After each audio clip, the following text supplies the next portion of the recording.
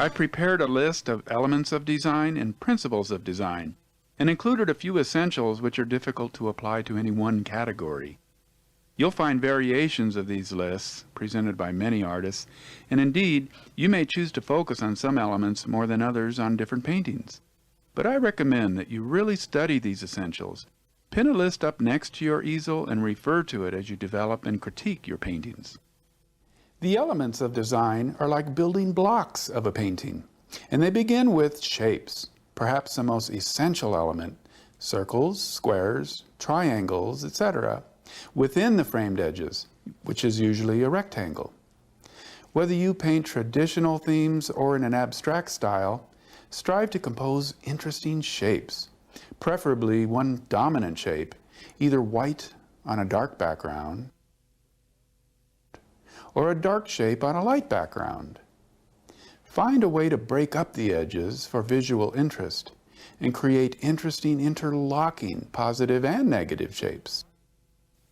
A variety of sizes is recommended, but one large positive shape should dominate over all others. Great paintings usually have a fascinating arrangement of three values: darks, lights, and midtones. We expand this formula by seeing colors as values and evaluate how they contrast or harmonize on the painting. Contrast is the strategic placement of darks against whites for maximum impact.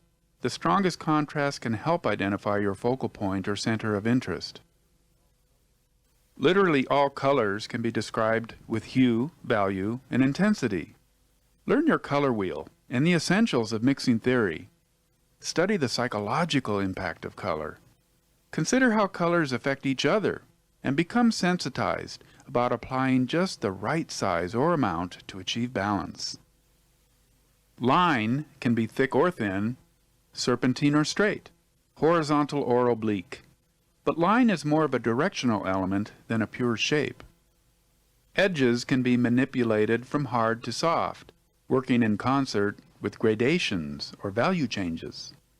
Texture is a surface quality or the illusion of complexity, such as smooth or rough, hard or soft.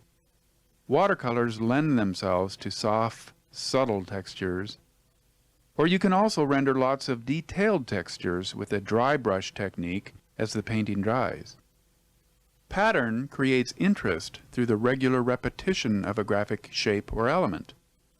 Now a checkerboard or bricks form a pattern, but they wouldn't be very interesting as a painting unless we varied the pattern for effect.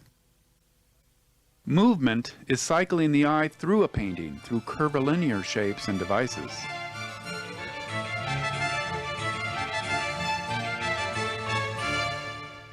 Great painters know how to employ these painting principles, a more abstract set of guidelines. Unity is a clever, cohesive collection of the design elements I mentioned instead of fragments. Conflict is a tension between elements, and this builds interest in your painting. Dominance resolves the conflict, such as a dominant shape or color. Harmony helps create unity, such as similar elements which cooperate. Repetition creates rhythm, like variations on a theme, but avoid exact duplication. Alternation is a way of reversing darks against lights and vice versa to avoid repetition. Balance is either symmetrical, exactly equal, or asymmetrical, unequal. For instance, a ton of feathers is equal to a ton of lead, but visually they are vastly different sizes. Your paintings will be much more intriguing if you strive for asymmetrical balance. Now colors too can balance in optical ways. A small red circle can be balanced on a large green canvas when it's just the right size. Gradation applies to all elements.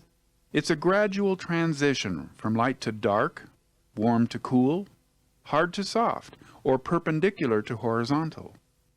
Concept is the psychological impact or originality and unique contribution of a painting. It's a vision, a fantasy, or a personal translation of the essence of a subject. Focal point is the primary element or center of interest that the painting is built around. often the source of highest contrast, strongest color, or most detailed rendering. The eye should travel through and around the painting, but keep returning to this item. Think about how to capture the light, particularly with traditional landscapes, seascapes, or city images. Strive to make your painting communicate the impossible, not just the season, month, or time of day, but try to convey the fog, the baking hot sun, cool evening breeze, sounds and smells, joy and fear.